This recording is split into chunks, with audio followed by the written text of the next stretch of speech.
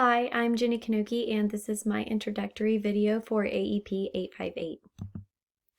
My personal life, I am married to my husband, Steven. We've been married for 3 years. We live out in the country by Abbeville, Kansas. He is a third-generation farmer and trucker.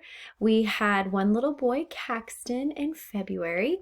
He recently just turned 8 months old, and in May of this year, he was diagnosed with clubfoot on his right foot. It was really minor, so we've been in the process of correcting it, and so he went through casts. This summer, he got his Achilles cut, and then he had to wear the boots and bar, which is the boots with the brace you see in that picture. He's extremely happy. The cast didn't bother him. The boots and bar didn't bother him.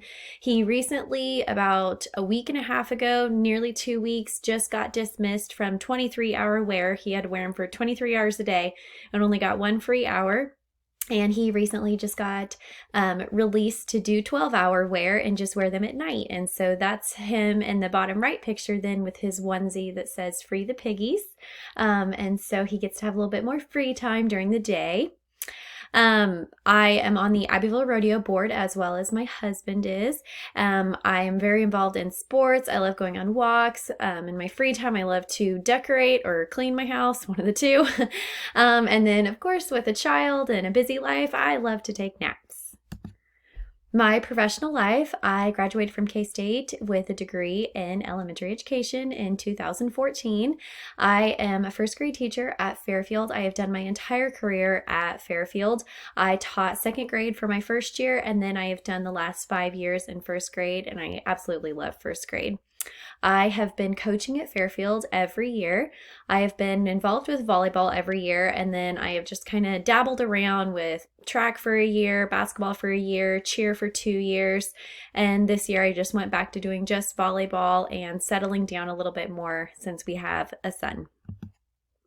For my professional goals, I want to teach in the classroom for quite a while before I become a principal. I want to age some. I just want to experience life a little bit more, be a wife, be a mom, get some of that personal experience that I feel like really helps building principals relate to parents and students when you can say, I've been there, instead of being 29 years old and trying to be a principal. There's nothing wrong with it. That's just not the path that I want to take. I want to age some. I feel especially for women, we kind of sometimes have a glass ceiling over our heads with how serious people take us, unfortunately. And so I'm hoping with some age, people will take me more seriously because I've been through life more. But I definitely want to leave the classroom. I want to go out before I burn out. I don't want to be one of those people that stays in the classroom way too long. I'm nowhere near ready to leave the classroom. I love what I do, but I don't want to stay too long if that day comes. I do want to be the athletic director someday. That is a really big goal of mine. I love sports. I love being organized. And so I would really love to be our school's athletic director in the future. And then ultimately my goal, maybe 15, 20 years down the road, is to be a principal. And I want to be the principal at the secondary level. I love teaching elementary, but it's not really my goal to be an elementary principal. I want to be a secondary level principal. I want to make a difference to kids. I have a goal as a principal that I want to pull one kid in every day and talk to them for 15 to 20 minutes and just see what their goals are in life. What are they liking at school? What are they not liking at school? Instead of waiting until they're seniors and doing an exit interview with them, I want to feel like I have a relationship with them while they're there. I want to know what they love about our school and what they don't like about our school. For data analysis, at Fairfield, we do the testing that, basically everybody does throughout the school year. We use STAR, reading and math at both levels. We do DIBELS every week down in the elementary level. That is for our MTSS tiered groups. And we really rely on that data as far as how to split the kids up in their tier reading groups for their 30-minute blocks of just focusing on where they're at on their reading instruction.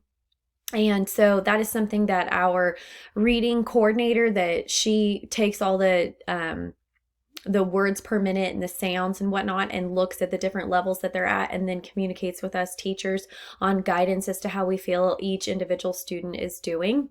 We do FastBridge math as well every fall, winter, and spring, and we just got away from using Ames Web last year.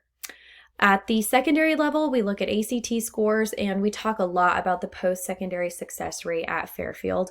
I don't know as much about data analysis at the secondary level as I would like to know, and so this assignment definitely opened up my eyes that I need to be talking with those people about what they do with their testing and their scores and the data that they gather on a weekly, monthly, quarterly basis. My personal use of data, so since I teach such young kids, not everything is graded as heavily as it might be at the secondary level. I rely a lot on the student work throughout the day. We do a lot of centers, and so I like to supervise kids doing their work, figuring out how their brain is processing the information, how independent are they with their phonics blends, their letter sounds, their reading, their math problems, how independent are they without my help? How do I need to phrase questions with kids? And so I don't really rely on tests as much. Obviously, as a teacher, in order to be a teacher meeting the standards of your school and the state, we do have to give formative tests. So I do weekly spelling tests. We do the tiered reading group test, which is what I talked about on the previous slide. And then also I do math and phonics assessments as the curriculum provides it for us to do. First grade does not have to take state assessments, and they are years away from taking the ACT. But we do focus on how they do on tests. And I really like that quote by Albert Einstein: everybody is a genius, but if you judge a fish by its ability to climb a tree, it will live its whole life believing that it is stupid. Testing and data analysis, it is necessary. We have to have a baseline for, what our goal is for students, what is the standard level that we need to be, at least aiming for them to be at. But within that, we have to keep in mind that, not everybody's going to test the same and not everybody's going to score the same. And we have to really challenge ourselves to change things up, see what we need to do for each individual student in order for them to be successful, instead of just handing out the same test in the same format and expecting everybody to be successful at it. My plan to improve data analysis: I want to get a little bit more comfortable with the standards. I think after college, we focus so much on standards and how it ties in that I think sometimes we get a little sick of it. And so I want to review on the standards, do a little bit more standards-based grading, see how my teaching and how my assessments, my worksheets, everything that we do on a daily basis, how that's tying in with the standards and how I'm making sure that my students are meeting the standards so that they kind of stick to that ladder of the process of how they are going to progress K through 12 and keep meeting each step because we're following the standards on the curriculum. I want to do more differentiated work, not with just testing, but just work in general, doing what my students need in order for them to be successful. What types of different work do I need to provide to each student so that way when they go take the test, they are more prepared because I have been teaching to them in a way that meets their needs. And how I'm going to know that is by, analyzing the data, analyzing what I know about them and how they have done in the past. And then I want to visit with our testing coordinator and the administrator at the secondary level. I do want to do it at the primary level, but I have more knowledge about how we do things at the primary level. I don't have as much knowledge on the secondary level of what we do with the data that we gather. What do they do? I know at the elementary level, we go over our fall, winter, and spring quarterly scores for reading and math. I would like to know what the secondary level does. Do they go over those scores in a staff meeting? Is it emailed to the teachers? How does it affect us with KSDE?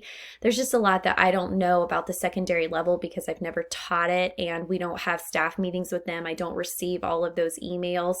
And so I would just like to further my knowledge with our testing coordinator because she is just a super knowledgeable lady about what we do with our testing and how that impacts our students, teachers, and us as a school in regards to KSDE. So thank you for watching, and I look forward to learning from everybody. Thank you.